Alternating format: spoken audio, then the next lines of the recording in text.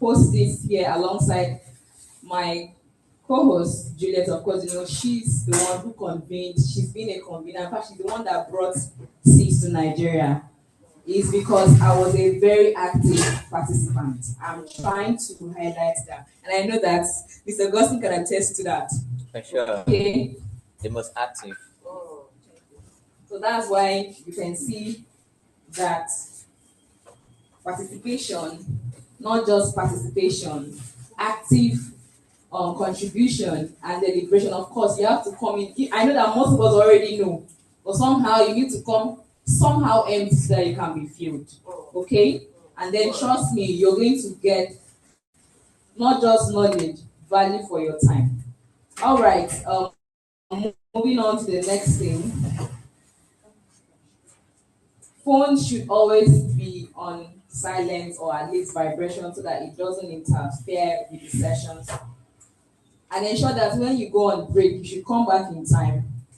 We should not be looking for you, okay? And then I know that we are all post-grad doc, PhD, and advanced scientists. So ensure that you give proper credit for data and the ideas used during group projects and presentations. And finally, for me, make use of your social media platforms. Excuse me. Tag us on your LinkedIn, and please share your LinkedIn among yourselves and your social media platform. You may not know who is who and what you can get at the end of the day. I can say that for a fact that because of that, I am here, and not just only being able to host this. I was also to get, so I was able to get a better relationship with fellow participants and even the facilitators, and of course, the host.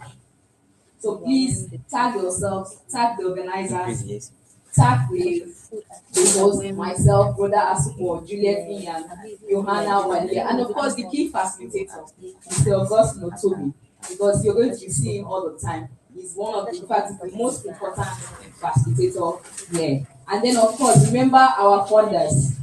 We are here because the Templeton World Charity Foundation and Wiki in Africa funded this program.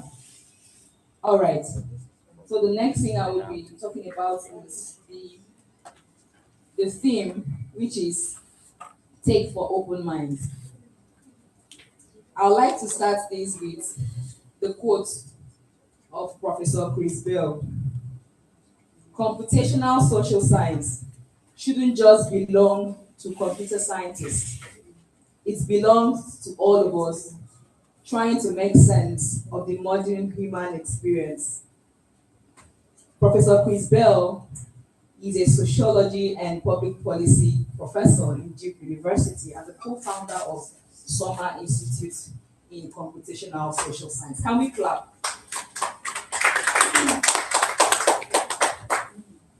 So why Tech for Open Minds?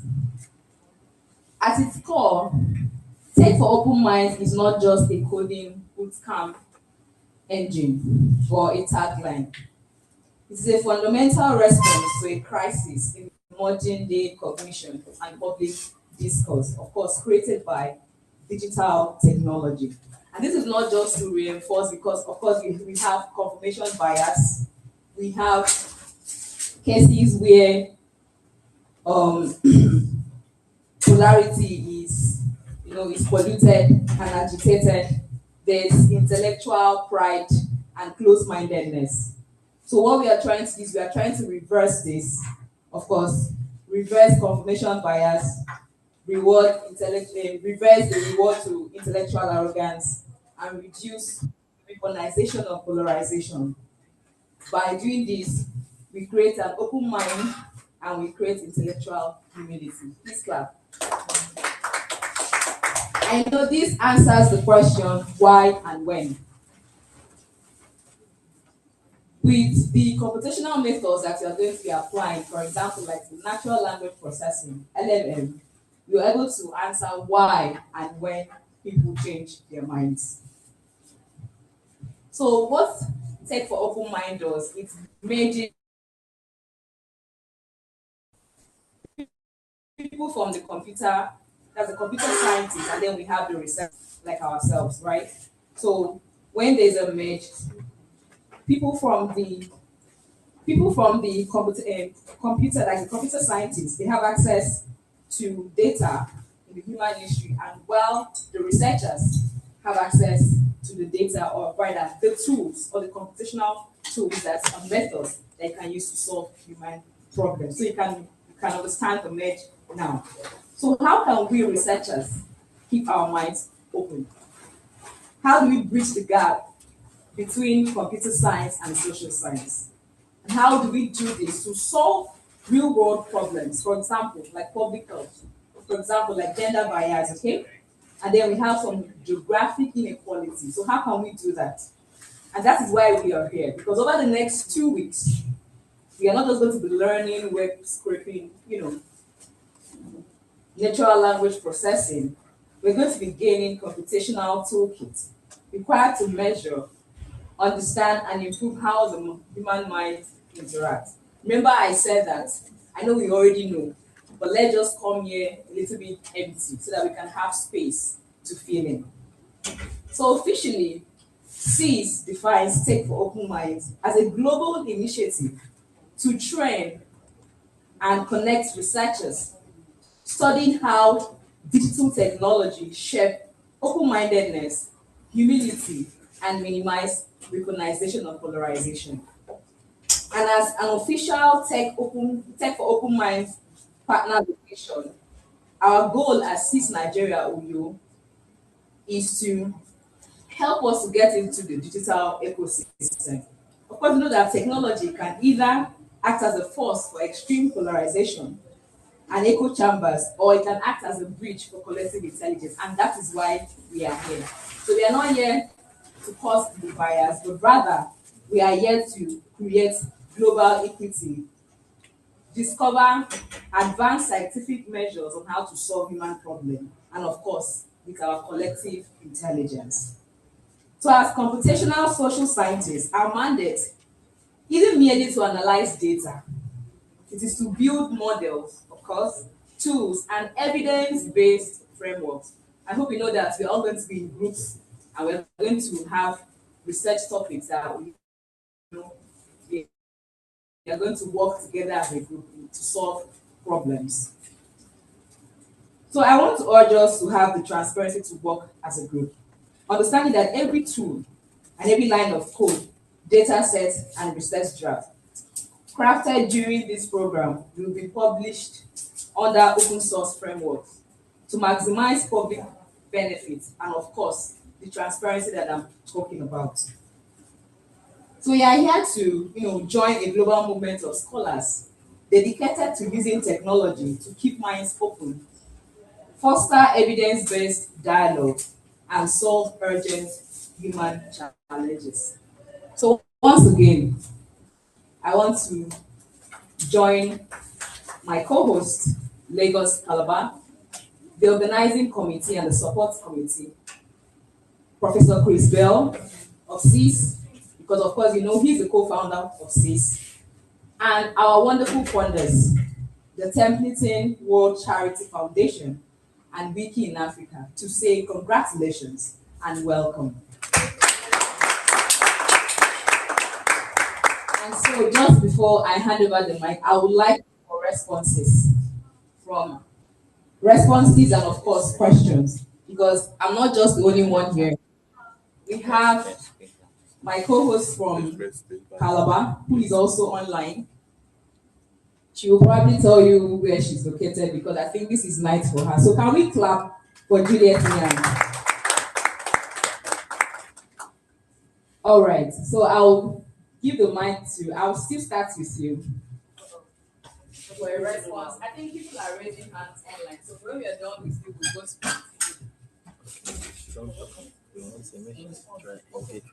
Thank you so much, Dr. Lula. It was an awesome presentation. At least now we know the why we have computer scientists here and social scientists, and it is awesome. So thank you so much to the organizers, Professor Chris Bell Wiki in Africa. Thank you, all of you. We are glad to be here, and yes, many of us here are full a little bit. Some of us came in very empty. So we are happy you mentioned the emptiness because we know we're going to the field. Thank you so much for having us. Thank you. Thank you. All right, thank you very much, Dr. Rhoda. We sincerely appreciate your eloquent delivery. I feel more relaxed to even hear those deliveries. Now, I want to first briefly, though, emphasize the aspect that you said we should come empty and be ready to be filled. I believe that is even an underground place so that we know we are coming as completely empty. We may have some background about this, but I implore that we should be treated as being completely empty. I believe we will learn as fast as possible. Thank you, Doctor. Thank you so much.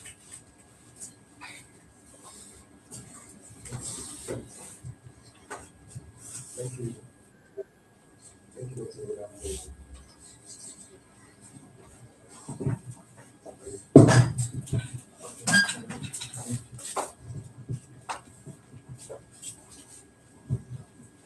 Okay, so thank you, Dr. Ola, for the very good introduction.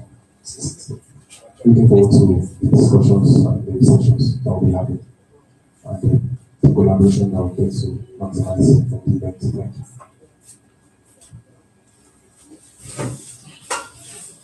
Thank you. Thank you, Dr. Ruda. That was a good one. And personally, I'm looking forward to the whole session because I know it's going to be the opportunity to learn, unlearn, and relearn so many things. And I am very happy for the fact that this is going to be every research done here is going to be on open source, where everybody can just have access to use them and for. So that is what we do at the Wikimedia space, and I'm looking forward to seeing how all of us will collaborate together to get this done. Thank you. Thank you. Thank you. Thank you, Dr. Rhoda. To also emphasize on coming empty to be filled, I believe I'm going to learn a lot, not just me, everyone here. Thank you. Thank you, Dr. Asuko. I'm happy when you talked about the need to come empty because I'm glad I actually came empty from Port Harcourt. I left whatever I was in need over there. So, thank you. So at least I know I didn't make a mistake. And I've been teaching for 2 years. And as a researcher, I've also had this inner thinking. My research, what I do should not just be in the shell. So hearing you talk about Anybody? Okay. Maybe she can. All right. Welcome, everyone. Welcome to 6 Nigeria 2026. So 6 again is Summer Institute in Computational Social Science. And I'm Julia Ian. This is the third time that 6 would be. I'm sure the physical people, can you hear me? Yes, we can. All right, cool. So this is the third time. This is the third time that 6 would be hosted in Nigeria. And all thanks to God, I've been part of it from the inception until now. So it's with pride that I am, honored. I feel really honored and proud to actually co-host this year's edition with 2 exceptional alumni from the 2024 group. That is Dr. Rhoda and Johanna. I'm sure you get to meet Johanna later. He's also currently out of the country. And incidentally, I'm also out of the country. I'm currently in New Zealand, which is about 13 hours apart. So this is almost 11 p.m. where I am.